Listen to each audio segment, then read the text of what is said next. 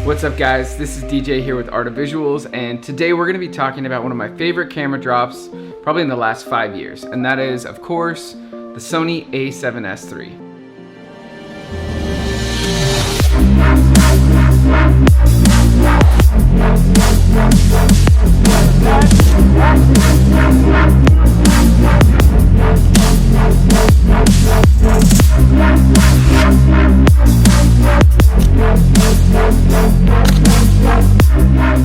For anyone that doesn't know, the Sony a7SIII is a video focus camera that Sony dropped in 2020 that packs a ton of features into a tiny body. So the reason that this is one of my favorite camera drops ever is that Sony has listened to users over the years, and they've taken all of that feedback and they've packed it all into one amazing tiny package. To push the limits and to test the boundaries of what this camera is actually capable of, we at Art of Visuals decided to shoot a full-scale, big production on this camera, and here's some of the results.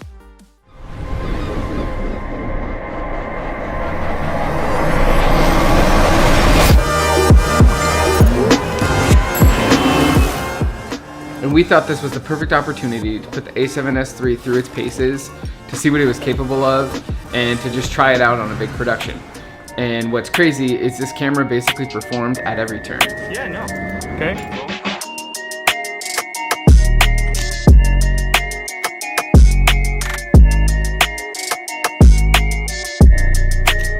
So what really surprised me about this camera is with such a tiny form factor, you can rig it out and do as much as you could with any other camera, and the a7SIII has 10-bit color, so it's pretty comparable to cameras that are a lot higher in price.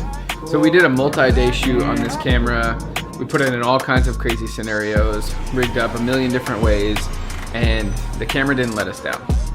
To me, what's really exciting about this camera is Sony has taken the feedback from different users over the years and they've implemented it all in this camera.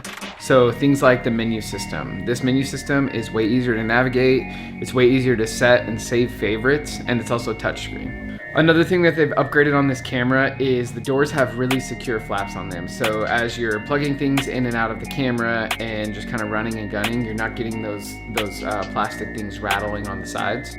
This also has a full-size HDMI port on the side, and that is a huge deal for me because those little micro and mini HDMI cables always seem to get bent or broken, and a full size is just way more secure.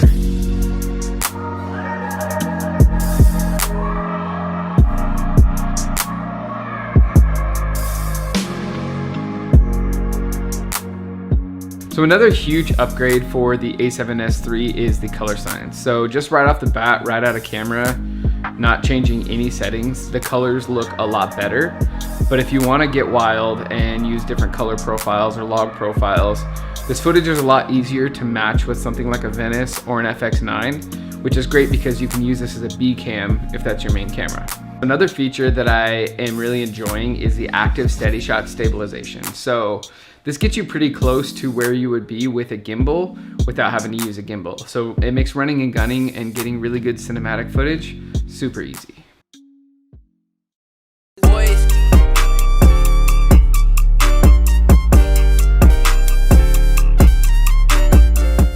So last but not least, the low light footage on this camera is absolutely amazing. This camera's a beast in low light, and this is an area I feel like Sony has pretty much every other camera company beat. This camera's no exception, and I would say for the price point, this is the best low light performance, but also just for mirrorless and DSLR cameras, I haven't shot on a camera that performs better in low light than the a7SIII.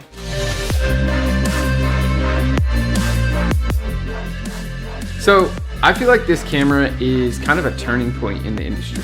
Camera technology keeps evolving, it keeps getting better and better all the time, but what Sony has done with this camera is they've really listened to their users' feedback, they've taken it to heart, they've put all that stuff in this camera, and it is the first camera that I feel like I would feel fully confident taking it on a big scale production, but also just using to capture memories or to shoot a wedding or anything like that.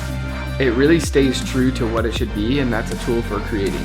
It's fun to shoot on, it's small, it's got a nice form factor, it's well designed, and it's easy to use.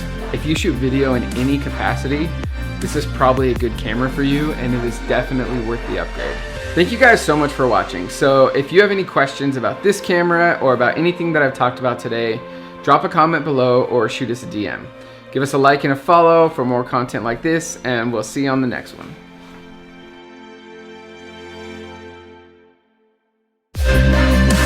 What's up guys? Let's check it out.